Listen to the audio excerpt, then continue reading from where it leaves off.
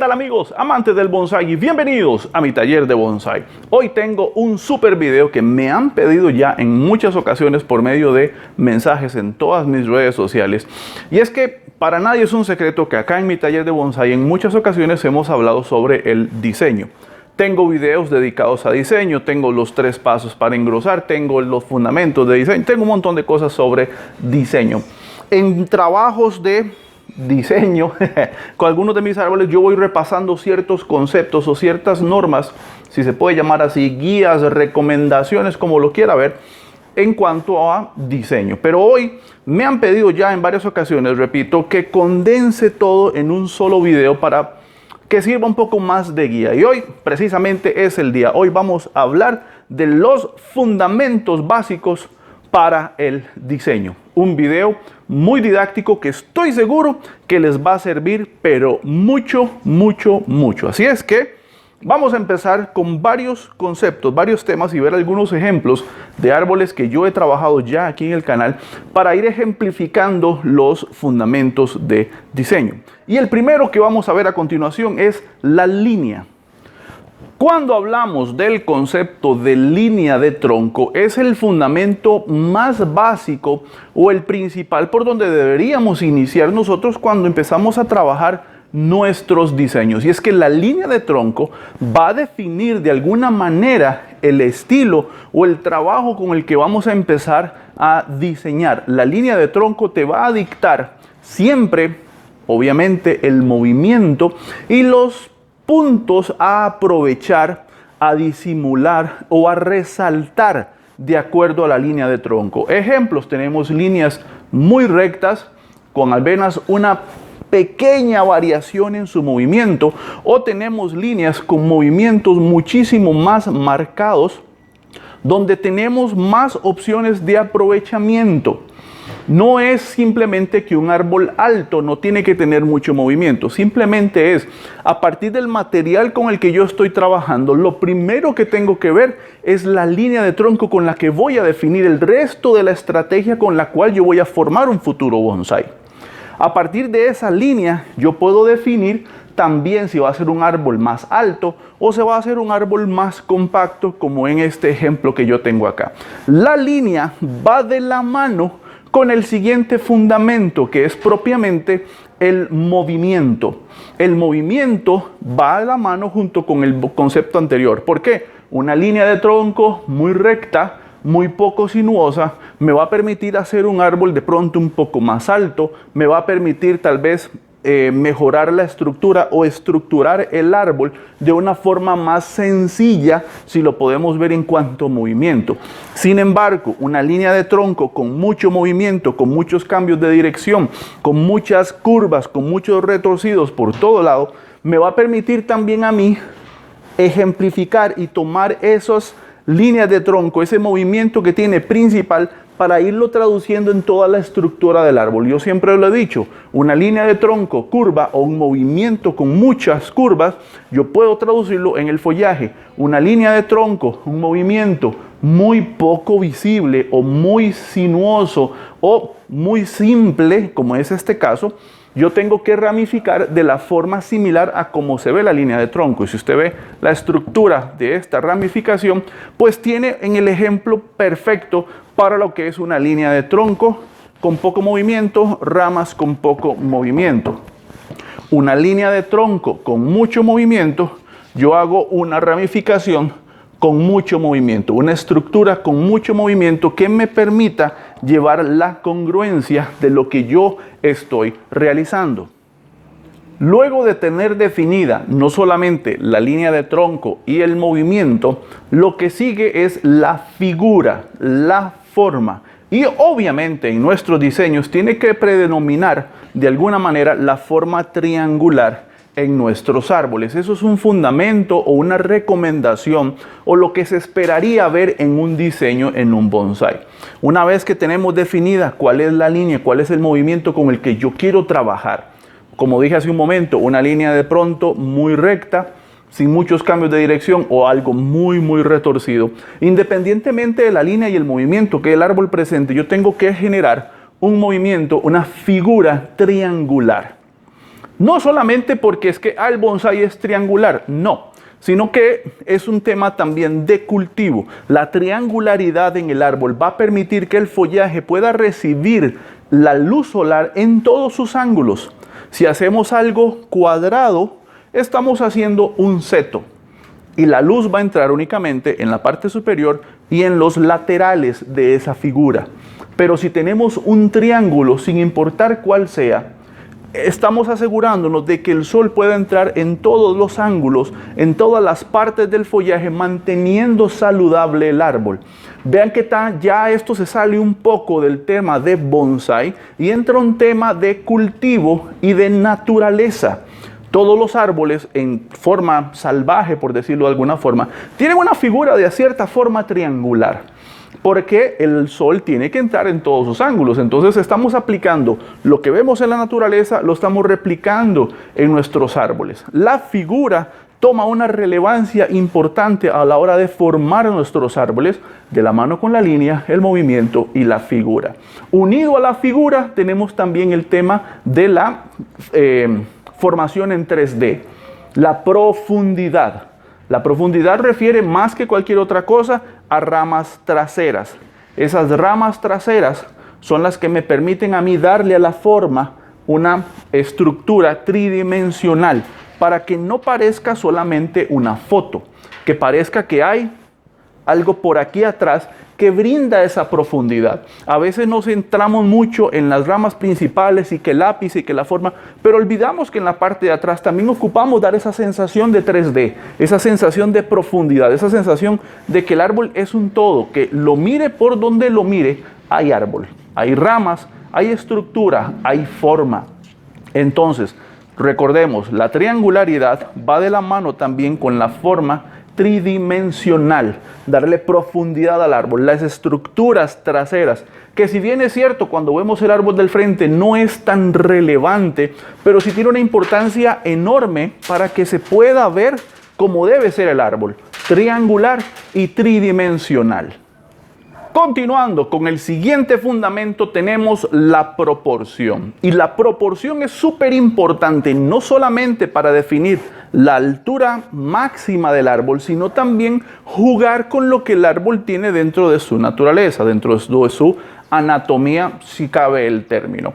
Punto 1, el tamaño. ¿Cuánto voy yo a manejar la altura del árbol? Es una cosa que me preguntan muchísimo. Y aquí está la respuesta súper simplificada. La norma, la tendencia general es trabajar árboles de 1 a 4. ¿Eso qué quiere decir? La base, la medida de la base del árbol por 4 veces para definir la altura. Eso quiere decir que si yo tengo un tronco de 10 centímetros de base, puedo hacer un árbol máximo de 40 centímetros, de 36, de 35, de 28, de 22, de 12, de 15, depende, pero máximo 40, eso dice la proporción, eso dice la tendencia general. Dentro de esa tendencia hay 2 aristas que se dividen en árboles más femeninos o en árboles masculinos. Un árbol femenino es un árbol más sinuoso, más delgado, más delicado, con movimiento, y eso me permite alargarlo un poco más. Árboles masculinos son árboles más gruesos, más chatos, más anchos, que dan esa sensación de robusto, de grueso, de potente, de que está ahí, ¡pum!, y que nadie lo mueve. ¡Ojo! Tiene que haber cierto límite. Yo no puedo decir que estoy haciendo un árbol femenino y estoy haciendo una cosa de 1,5 metros de alto que parece un palo de escoba con hojas. Hay cierto límite y ese límite va de acuerdo pues hasta el sentido común entra ahí a jugar un papel importante, de saber yo qué tanto puedo levantar esto sin que se vea desproporcionado, sin que se vea irreal, sin que se vea malintencionado o mal aprovechado el material con el que yo estoy trabajando. Estas 2 tendencias de la proporción pueden jugar a favor o en contra si las sabemos aplicar. Dentro de la proporción también está el uso del follaje. Juega un papel importantísimo a la hora de definir la proporción del árbol. Un árbol con follaje más fino, más delgado, más pequeño, permite trabajar con árboles inclusive más pequeños, inclusive más delgados. Árboles con follajes más gruesos me permite trabajar árboles más gruesos, o debería, por un tema de proporción, desarrollar troncos y alturas un poco mayores para que la densidad del follaje o el tamaño de sus hojas puedan verse siempre proporcionales. Imagínense cómo se vería un follaje de ese tamaño en un arbolito delgadito. No se vería del todo proporcionado, no se vería creíble. Recuerden que nosotros hacemos una miniaturización de la naturaleza. Que tus bonsai parezcan árboles, no que tus árboles parezcan bonsai. Pero ya eso es otro tema que vamos a ver en un futuro video muy próximo. Pero entonces la proporción tiene que jugar un papel a favor nuestro y tenemos que saber aprovechar las condiciones que tiene el árbol. Un tronco grueso, follaje grueso. Un follaje más delgado, puedo trabajar con un tronco un poquito más delgado. Ahora, si yo tengo un árbol demasiado grueso y tengo un follaje muy pequeñito, también se ve desproporcionado porque uno dice como que le falta algo, como que, no sé si han visto en internet, hay muchos troncos que se ven, árboles grandísimos, enormes y unas hojitas diminutas y el árbol siempre se ve como desnudo, como que le falta. También la proporción nos puede jugar en contra si no sabemos aprovecharla adecuadamente. Y el siguiente paso, juntamente con lo que es la proporción, va a jugar un papel importante la textura y el color tanto del tronco, de la corteza, como del follaje. ¿Cómo lo puedo aprovechar yo? A la hora de elegir la maceta. Cuando yo juego con un follaje que es muy claro, puedo trabajar con colores contrastantes con ese color. Una flor, un fruto, eso me va a ayudar a seleccionar la maceta de una forma adecuada, proporcional, que combine con esa textura, con ese color de la corteza, con ese color del follaje, con ese color de las flores o de los frutos. Siempre juega un papel importante. Recuerden que bonsai siempre es un equilibrio, siempre es un balance. Vamos a ver el siguiente ejemplo. Este es un excelente ejemplo para poder trabajar o poder ver de una mejor forma el tema de la selección del color de acuerdo al color del follaje. Y es que este jaboticaba, por el color del follaje, por la textura y el color de la corteza, yo puedo tomar la decisión de utilizar este color de maceta que le va precioso. Puede ser un color crema, puede ser un color más moradito, qué sé yo. El tema es poder lograr un balance entre la proporción del grosor, la altura, el tipo de follaje, y eso me va a ayudar también proporcionalmente a mover el tema de la maceta. Unido a este tema de la proporción va el tema de los espacios, y a veces es un tema que el tema propiamente presta para un cierto poco de polémica, diríamos de alguna manera, y si me ven viendo el celular es porque tengo aquí anotados todos los fundamentos que quería hablarles hoy.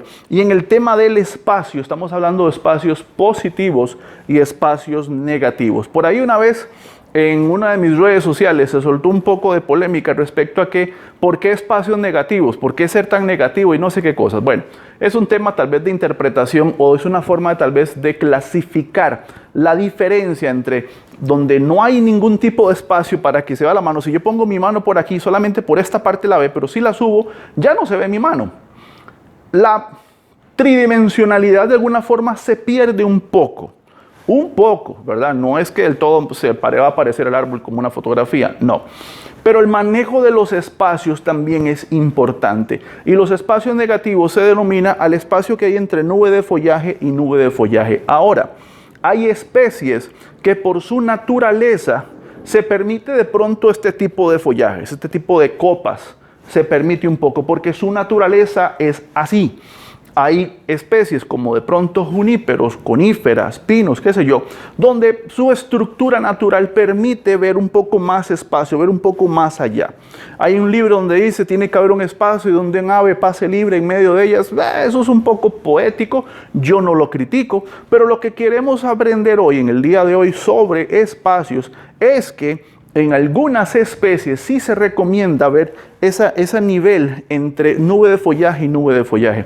No es que a este no se le puede hacer. En este momento el jaboticaba mío está totalmente podado, totalmente tupido, mejor dicho. Lo podé un poquito como para que entrara en la toma porque estaba pero enorme.